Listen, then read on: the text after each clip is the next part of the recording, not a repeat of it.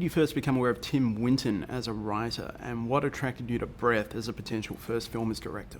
It was Cloud Street, because it was so loved. And I think that won the Miles Franklin Award, didn't it? I remember I got Buggerlugs the Bum Thief, which was his kids' thing for one of my kids.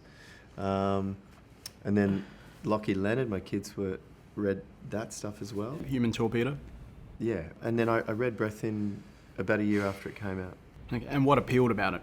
I grew up in a similar kind of environment, and I was very familiar. I knew all of those characters. Sort of, they were kind of in the fibre of my being, a big part of my life.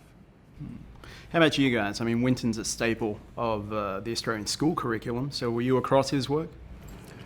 I'd overheard a teacher talking about the book in school, but there's no books at my school that's got Tim Winton, but I think your sisters, your school. I read Blueback and My Island Home when I was really young, but I didn't not through school, just because Mum said read this, it's good, and I did, and it was good. So, Simon, what kind of approach did you take to adapting the book? You know, with the book, there's a lot of latitude you have writing, where you can jump backwards and forwards in time, and you can sort of go into the detail of someone passing you a cup of tea in a particular fashion over 3 pages. So obviously you've got to reduce that. I wanted to kind of maintain a lot of the lyricism in the story that Tim had in there, knock off the codas at the beginning and the end, and hone it right in on the relationship of these two boys, but still try to deal with a lot of those themes of identity, character in relation to environment and landscape, and the fragility of one's psyche through that period of time in adolescence. So it was just about reducing it down to that, and having a conversation with Tim about being allowed to get into it and make it my own. And Tim was incredibly generous and encouraged me to make it my own. What was your casting process like, and how did the material change when these guys came on board? Like, did their personalities inform how you approached the characters? Yeah, definitely. Casting took a year. We used social media to sort of throw out a pretty wide net, and then just started, a lot of hours of looking at auditions, until we sort of finally whittled it down to 6 hopefuls, and then ended up with these 2 guys. And we had a workshop over a weekend with a barbecue on a Friday afternoon, and on the Sunday afternoon we shot. Had a cinematographer come in and chucked a lens on and shot these guys just with available light, doing scenes. We were improvising bits and pieces and just playing around, and then I projected it out at Deluxe on a screen to have a look at them, because you have to live with these guys for the better part of 2 hours, and then we went from there. And yes,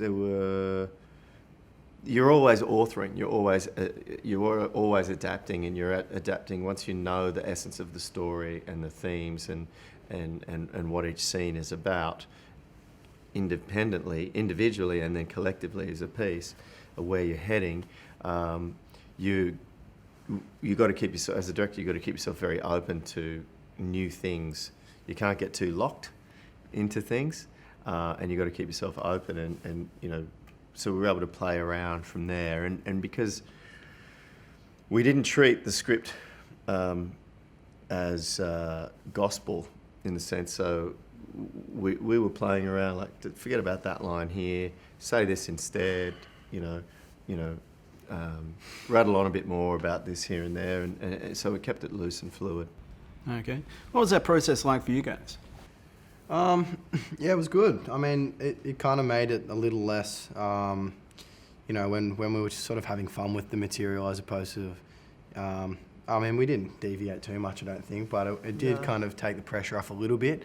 Like, if you kind of dropped this or dropped that, or, threw something in, even if by accident, sometimes someone would go, yeah, that was pretty good. For me, it was just nerve-wracking, pretty much, a lot of it. I was, to be honest, I was pretty bloody nervous going into the whole thing. I didn't know what to expect at all. And then at the barbecue, I was pretty nervous meeting all of them, and I'd never really kind of thrown my hat into the ring and something like that. So it was a new experience, but I'm glad I did. Ben, I knew kids like Looney growing up. Like, he's a very recognisable type from that Maloo. So where did you get him from? What did you draw on to portray that character? I guess just hanging out with like Samson and the boys at home, just always having a just muck around, just having a go. So just had to kind of bring that out on screen, and that was probably the hardest part. Just in front of all those cameras and stuff, just forgetting about that and just trying to get that character to work. And Samson, you have the most complex journey in the film, going from being a boy to effectively being a man. Were you very conscious of how that was going to play on screen? How did you approach it? I had no idea how I was going to play on screen. I think that I had a good idea about how the character felt towards the end of that journey. At the start, I didn't really know, but I don't know if that was a bad thing, because I think that he's a character that is a little bit unsure in a lot of ways. But it was tricky. It was really hard. I found Parkwood a really hard character to sort of wrap my head around.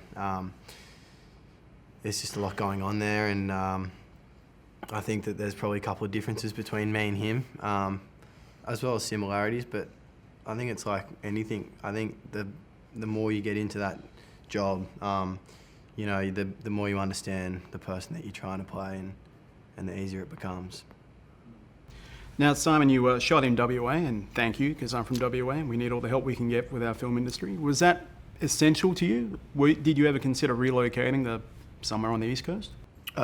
It wasn't essential to me until I went there and had a look. And then as soon as I got to Denmark and I saw the way it was laid out geographically in relation to the story, and just the scale of the place, that was it. That was the deal was done. It had to be there, and I guess that choice didn't make it easier, but it was, for me, it was just so much more worth it to be in a place that was that raw and that powerful and still that beautiful and alluring, you know. So speaking of raw and powerful, let's talk surfing. Had you guys been on a board before? Mate, once or twice, but it's sort of something that I've struggled with over the past. That's all I've done. They'd never acted before, but they could. We were just surfers. We've all grown up surfing, so that's. I mean, I think that was a very important element, that side of it be very authentic, because I don't know a narrative film where it's ever, as a surfer watching a narrative film with surfing in it, that's ever felt truly right or cohesive in the story. It always feels a bit separated. So, the reason why it took a year to find these guys was because I was looking for a couple of kids that could handle themselves in the water and felt like kids of the era. Because, during that era, you didn't stay home and play video games, and we didn't have smartphones. So you're out and about doing stuff. And both of these boys have a physicality and a confidence in their physicality that I think translated to the period of the film.